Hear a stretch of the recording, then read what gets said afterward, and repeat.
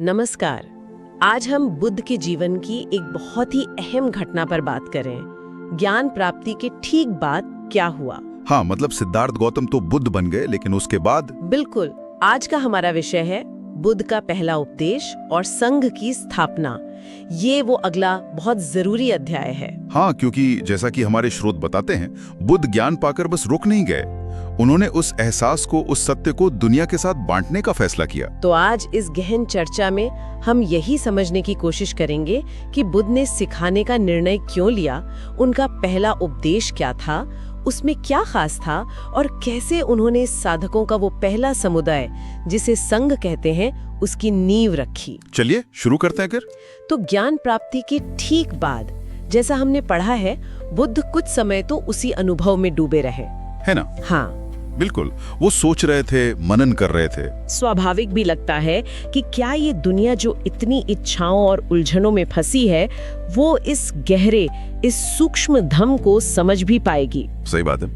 कहीं ये प्रयास बेकार तो नहीं जाएगा? ये एक जायज सवाल था उनके मन में। लेकिन फिर जैसा कि जानकारी मिलती है, उन्होंने ये महसूस किया कि नहीं, समाज में ऐसे लोग हैं जिनकी आंखों पर बस थोड़ी सी ही धूल है। हाँ, मतलब वो तैयार हैं, वो समझ सकते हैं। बिल्कुल। और ये निर्णय सिर्फ ज्ञान बांटना नहीं था, ये करुणा का एक बहुत बड़ा कदम था। दूसरों को दुख से बाहर निकलने का रास्ता दिखाने का एक प्रयास। हाँ, करुणा ही मुख्य प्रेरणा थी और इसी वजह से वो चल पड़े वाराणसी के पास सारनाथ की तरफ। करीब 250 किलोमीटर की यात्रा पैदल। और सारनाथ में उनकी मुलाकात हुई उन 5 पुराने साथियों से, वो तपस्वी जो पहले उनके साथ थे पर बाद में उन्हें छोड़कर चले गए थे। हाँ, क्योंकि उन्हें लगा था कि गौतम अपने कठोर तप के मार्ग से भटक गए हैं। बिल्कुल। और स्रोत बताते हैं कि पहले तो उन 5 ने तय किया कि भाई अब वो पहले जैसा सम्मान नहीं देंगे गौतम को। अच्छा। हाँ, उन्हें लगा कि ये तो रास्ते से हट गए हैं। लेकिन जब उन्होंने बुद्ध को आते देखा, तब क्या हुआ?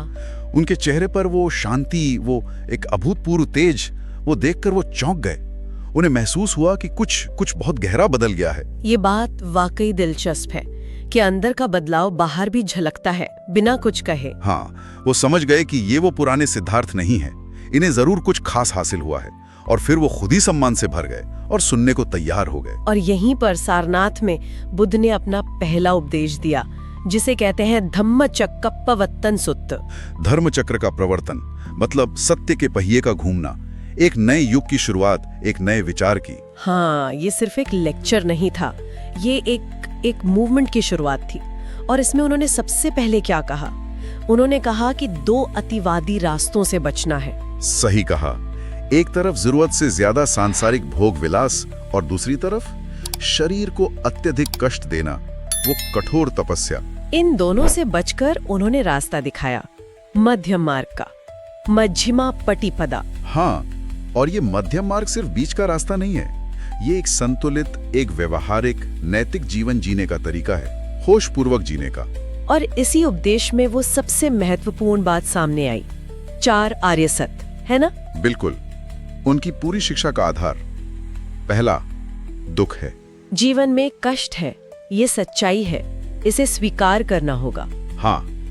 दूसरा, दुख का कारण है, ये यूं ही नहीं है। और वो कारण क्या है? तृष्णा, मतलब तीव्र इच्छा, आसक्ति, चिपकाओ। सही। तीसरा, दुख का निरोध संभव है, यानी इस कष्ट से छुटकारा पाया जा सकता है, ये उम्मीद की बात है। हाँ, ये बहुत जरूरी है। और चौथा ये कि निरोध का मार्ग भी है। सिर्फ ये कहना काफी नहीं कि दुख खत्म हो सकता, बल्कि रास्ता भी बताया, और वो रास्ता है आर्य अष्टांगिक मार्ग। अच्छा, ये अष्टांगिक मार्ग, इसके 8 अंग कौन कौन से हैं? थोड़ा विस्तार से बताएंगे? हाँ जरूर। ये 8 अंग असल में जीवन के अलग अलग पहलुओं को सही दिशा देने के तरीके हैं। पहला है सम्यक दृष्टि, सही समझ। हाँ, चीजों को वैसा देखना जैसी वे वास्तव में है, बिना भ्रम के। फिर है सम्यक संकल्प, सही इरादा, मतलब नेकी का, त्याग का, अहिंसा का इरादा। फिर सम्यक वाणी, सही बोलचाल, झूठ, निंदा, कठोर वचन, व्यर्थ की बातों से बचना। ठीक है। सम्यक कर्म, सही कार्य, हिंसा, चोरी, व्यभिचार से दूर रहना। फिर सम्यक आजीविका, यानी सही तरीके से रोजगार कमाना, जिससे किसी को हानि ना पहुंचे। अच्छा। उसके बाद सम्यक प्रयास, सही कोशिश, मतलब बुरे विचारों को रोकना और अच्छे विचारों को विकसित करना। सम्यक स्मृति, सही सजगता या सचेतनता, अपनी शरीर, अपनी भावनाओं, अपने विचारों के प्रति पल पल जागरूक रहना। और आखिरी? और 8वां है सम्यक समाधि, सही एकाग्रता, मन को एक बिंदु पर टिकाना, ध्यान का अभ्यास।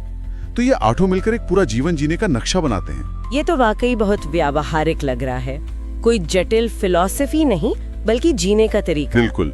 और श्रुत बताते हैं कि ये उपदेश सुनकर वो 5 तपस्वी, उन्हें ज्ञान का बोध हुआ और वो पहले भिक्षु बन गए। हाँ, और इन्हीं पहले 5 भिक्षुओं के साथ बुद्ध ने संघ की स्थापना की। संघ, ये भी एक बहुत बड़ी बात थी, है ना? हाँ, बहुत बड़ी। देखिए, संघ सिर्फ साधकों का समूह नहीं था, ये उस समय की सामाजिक व्यवस्था के लिए एक चुनौती थी।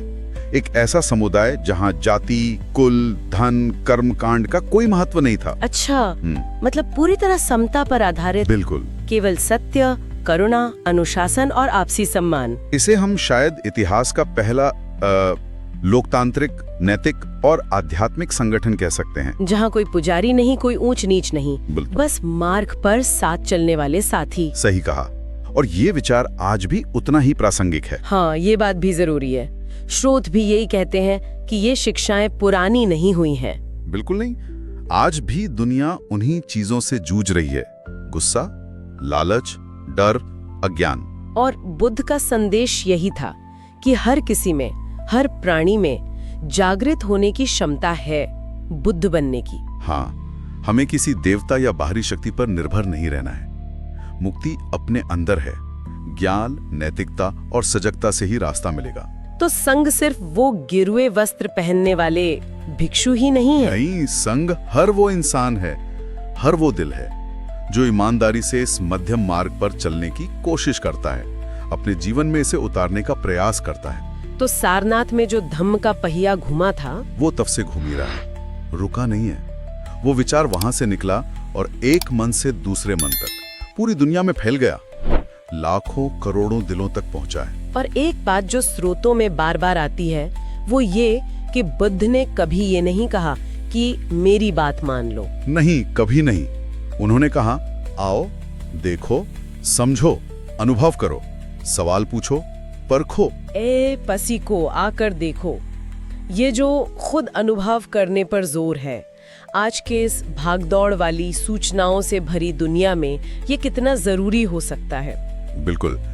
बाहर के शोर में अपने अंदर की आवाज, अपने अनुभव को महत्व देना।